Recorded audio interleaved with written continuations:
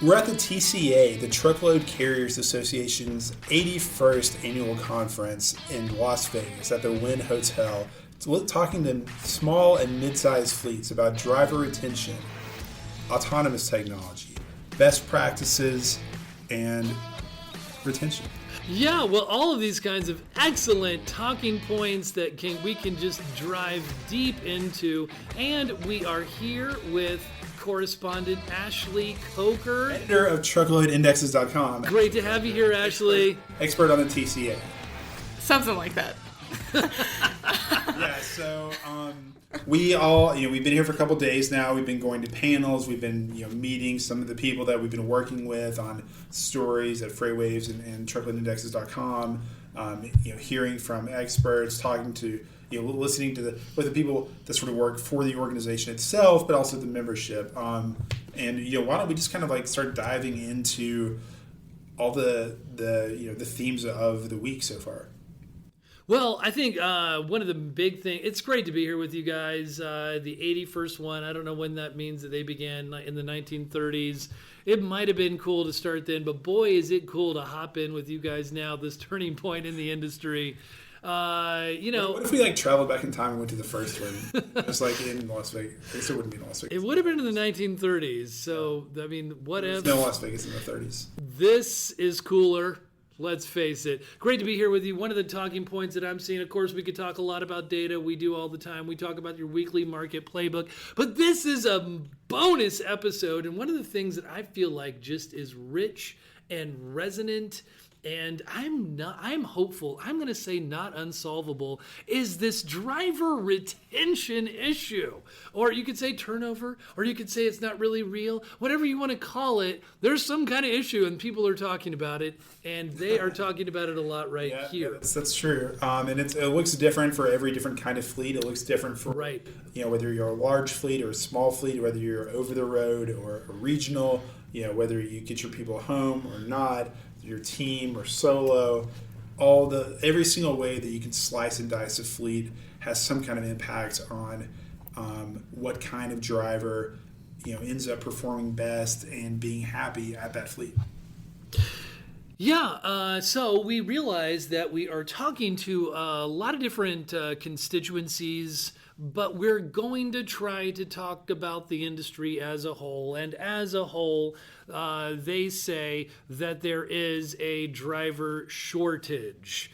It seems like it's a real thing, but first of all, JP, is it just a gigantic conspiracy theory? So I'm of the mind that there isn't a true driver shortage. With capacity as loose as it is right now, with freight being moved at rates that are so low that they're actually unsustainable if you look at the cost of operating a truck. I think that really what the driver shortage is the ATA, observing the fact that it's very difficult for extremely large enterprise carriers to retain their drivers for a variety of reasons. Could be culture, could be working conditions, could be pay, could just be the simple fact that once you get a few years of experience, you can get a much better work environment for the same amount of money somewhere else.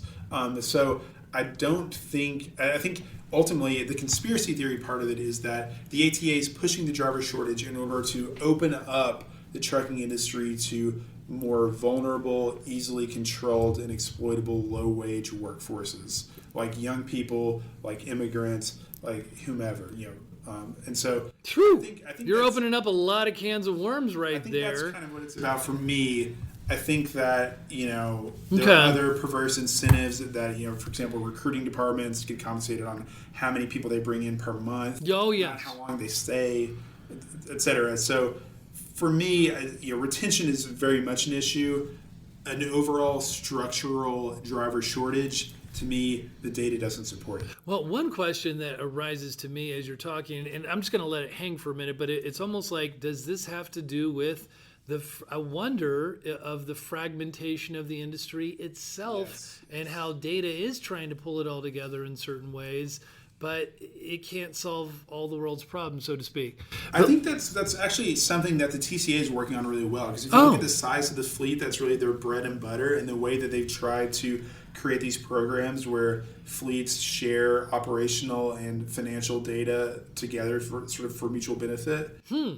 That they're really trying to overcome the disadvantages that small players have in a fragmented market. I mean, Ashley, can you talk a little bit about that? Yeah, I think that that's true. I think that what TCA is doing in terms of pushing data to help everyone is a really good step at unifying fleets together instead of helping them compete with each other. And I think when you go back to conspiracy theories and is the driver shortage real, et cetera, et cetera, et cetera, I think that there are a few nuggets of reality in your conspiracy, JP. I think that some of them are not that well thought out. The CIA killed Kennedy. I think that for the most part, everyone's in it for themselves, but they haven't thought about it that hard. I like that you point that out. Because, we've heard about like some places seem to have kind of a secret sauce kind of worked out. And yet, well, if you have a secret sauce worked out and you're not having high driver turnover, why would you, want to share that with the rest of the industry? Right. So let's just be real, Chad. Say you own a fleet that's doing really, really well and you're not lacking drivers. So this driver shortage is happening all around you, but you have your sweet number of drivers and your turnover is really low. You're like 20% turnover. You're doing great. Ooh, that'd be great. Exactly. So say that that's your position. So you've managed to solve the driver shortage for yourself.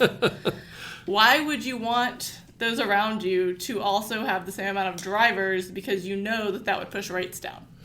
Ooh. And we should keep in mind that the percentage of revenue spent on recruiting and retention can be like 12% of revenue for truckload carriers. So I didn't know it was that, but I know that per driver it can be very expensive. And then $20,000. wages are an additional 31 to 35% roughly. Is that right, Ashley?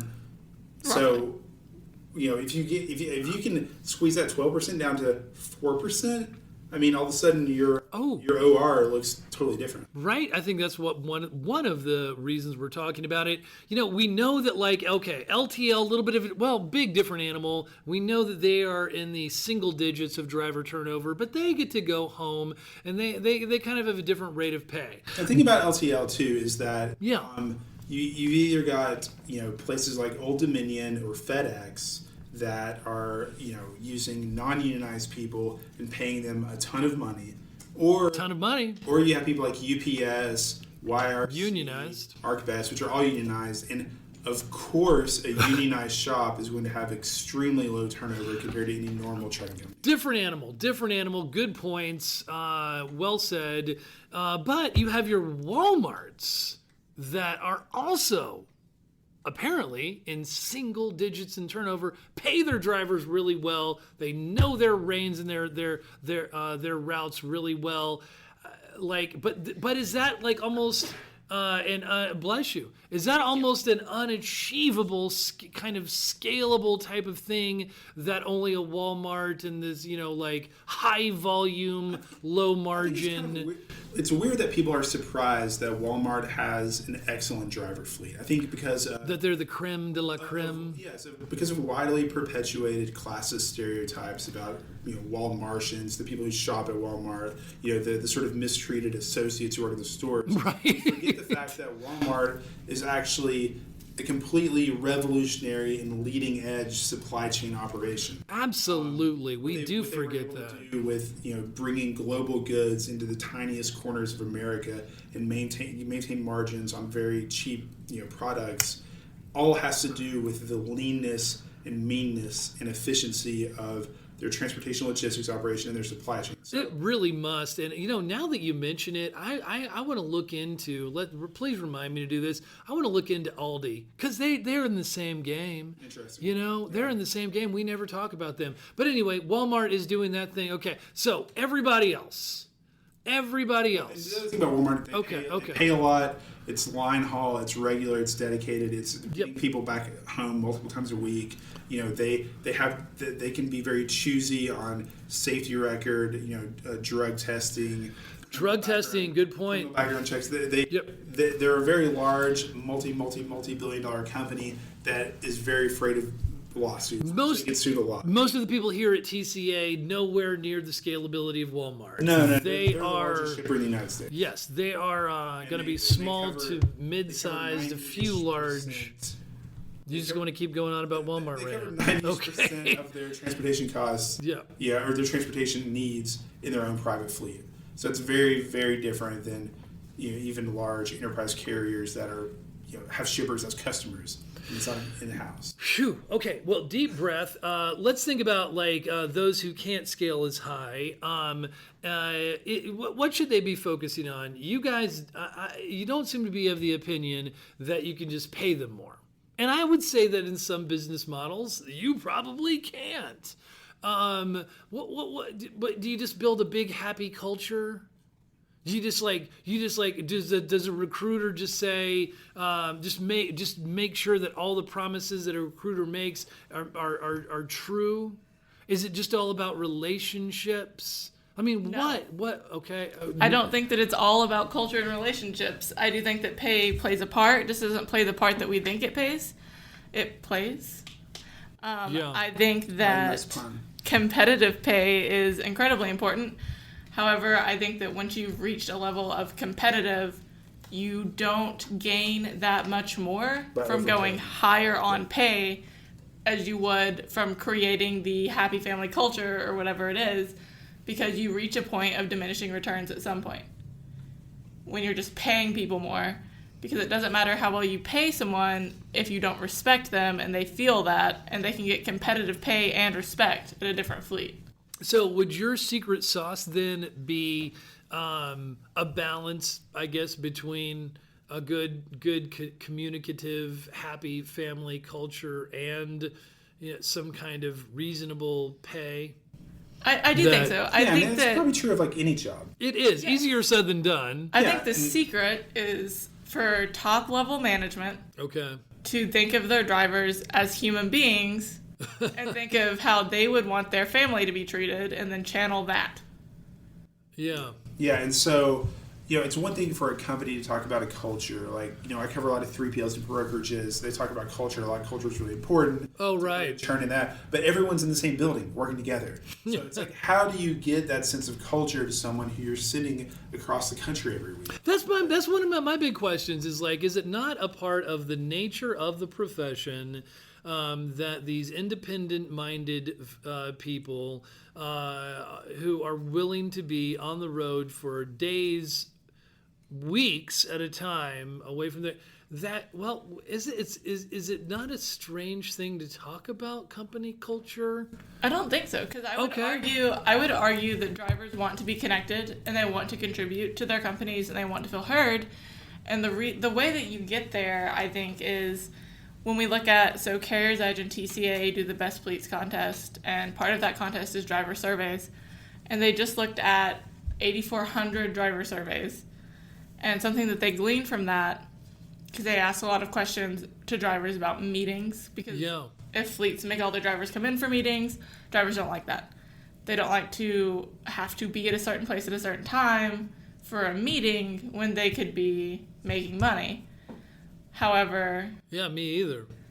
Drivers really feel the lack of meetings if they just get rid of meetings, because then they are not feeling connected to their company. So drivers that work for companies that do things like Facebook Live or Zoom or GoToMeeting or whatever are significantly more satisfied than drivers at companies who have just done away with driver meetings. Here's an interesting point. So it ties in, and that's good stuff. And it reminds me of this, that a lot of drivers talk about how it's not, it's not just pay. It is, overall, it's about pay. But what about consistent pay?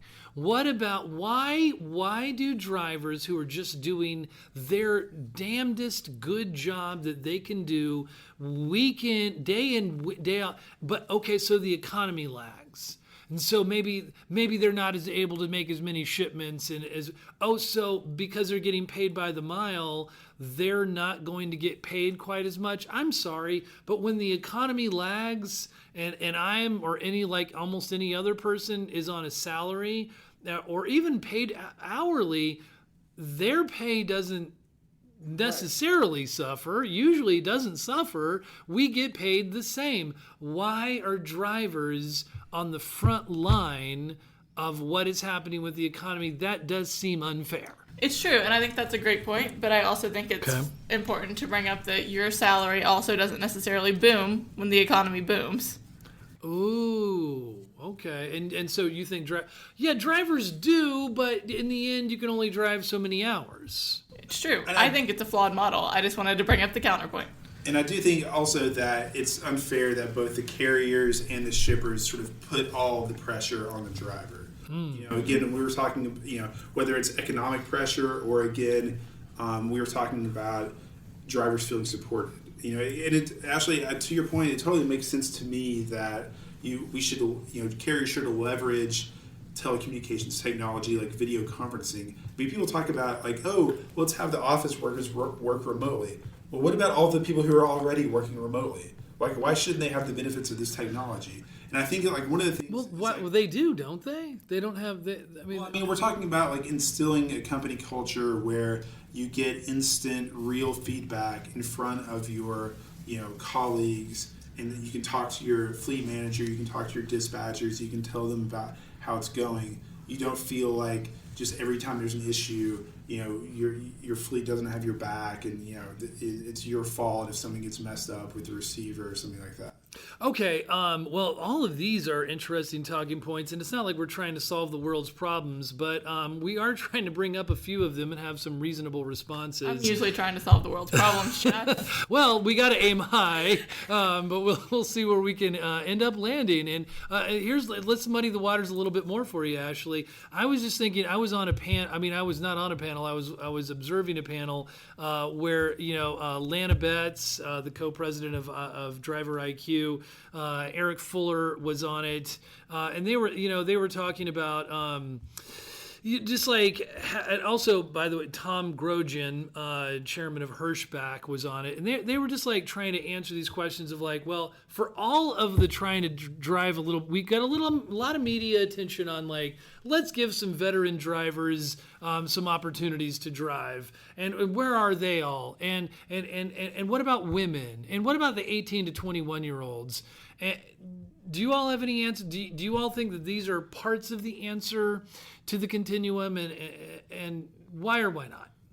I think that when trucking was cool in the 70s and 80s, it was perceived to be very macho. It was the domain of independent-minded and self-reliant white men who, were very physically capable. So let's make trucking cool again. Politically conservative, and I think that sort of cultural memory at this point is anachronistic, and I think that trucking is actually far more diverse, at least ethnically, than if not on a gender basis. Yeah, that's interesting. Credit for it. There are a lot of Sikhs. There are a lot of Latino people, Eastern Europeans, Black people. Lots of different kinds of people drive trucks, and I think to make trucking cool again, we have to come up with a contemporary image that is inclusive enough to show all the different kinds of people who stand something to gain by getting into this profession. Well, I wasn't even trying to think of the answering the question of what makes trucking, we could do to make trucking cool again. That seems to be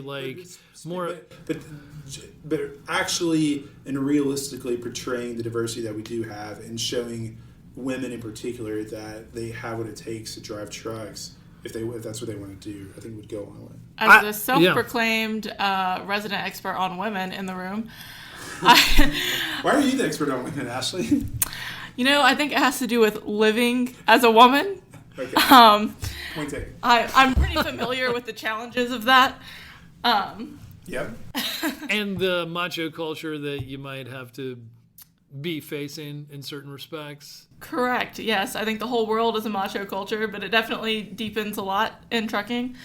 Okay. I do think a lot of the answer is finding a way to show women other women who are doing the job.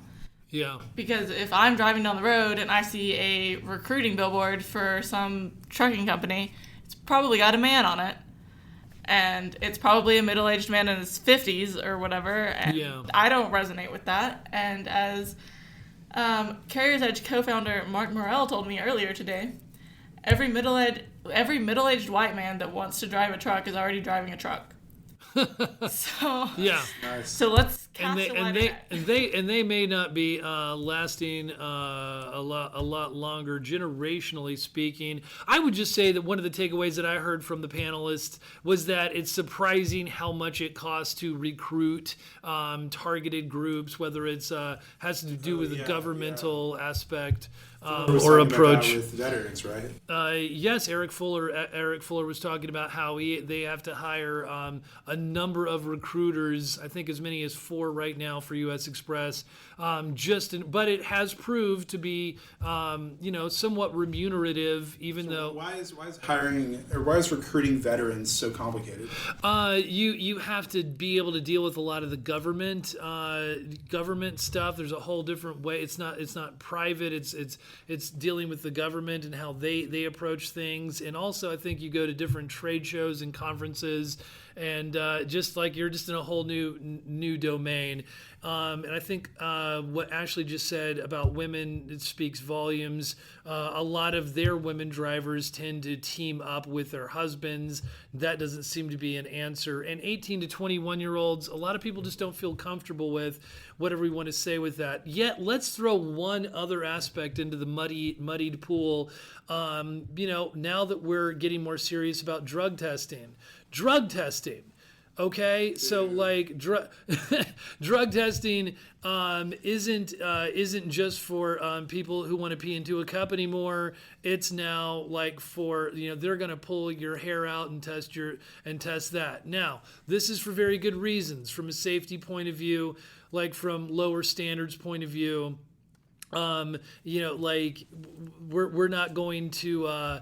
Marijuana stays in the system longer than 48 hours, but opioids and many of the other drugs, most of the drugs, the seriously dangerous drugs that a lot of people are taking, are out within 48 hours, and they can actually at least be traced with follicle, the hair testing.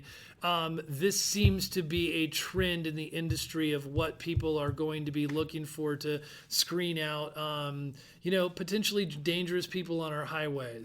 I have a lot of big, complicated thoughts about this issue, Chad.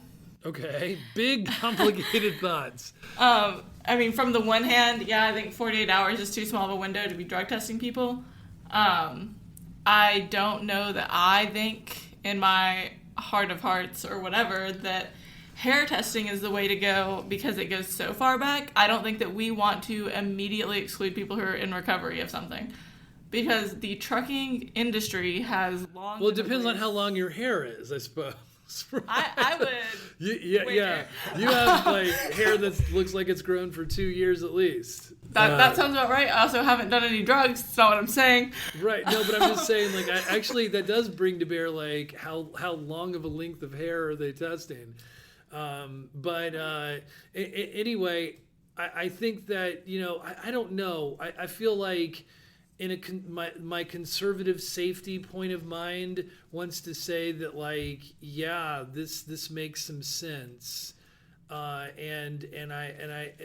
the problematic point of view. Every time the ATA pushes something for safety, it's really about something else. They were in favor of the ELD mandate for safety, even though we know that the HOS, as it's currently constructed, does not actually increase safety, and in fact, that truck accidents. I know. Everything's gonna be. It's not a conspiracy, dude. It's about increasing I didn't say the regulatory burden on small and medium-sized fleets, and forcing them out of the market and allowing the larger fleets to consolidate and get more market share and more pricing power. Okay, actually, you are getting a little conspiracy there. I think that it's important for me to add, before any of that gets misconstrued, that I'm not saying that we need people on Oxy driving down the highway. Okay, yeah, fair enough. Okay, duly noted for the record. Ashley, I guess. Well, one of the things there have been some estimates showing that hair testing for marijuana will exclude more than 20% of the current driver fleet.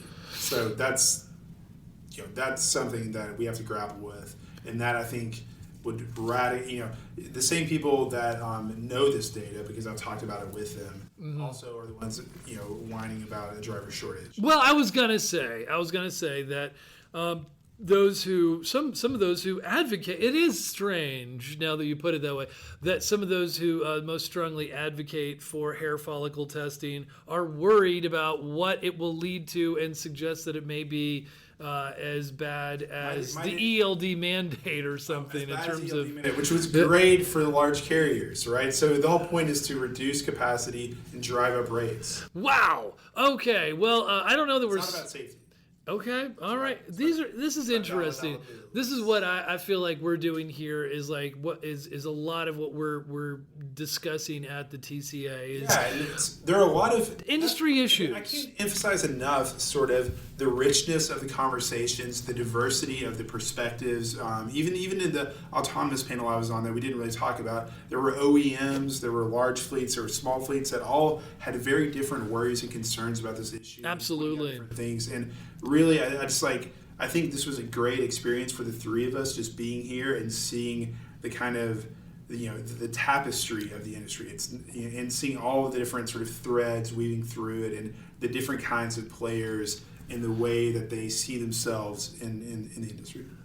It really elicits a lot of interesting topics. This is just one that we've had the opportunity to dive deep into. I love it. I find that logistics is actually fascinating from so many different points of view, whether it's economics or data or just supply chain, wherever you want to go.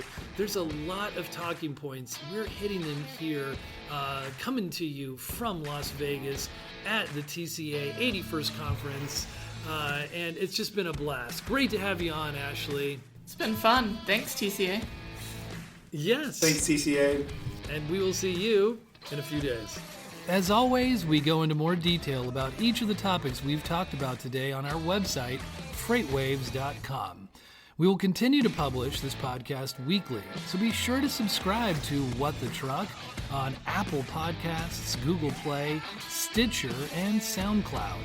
Also, make sure to leave us a review to let us know what you think of our new podcast. That'll do it for today. Thanks for tuning in, and we will see you next week on What the Truck.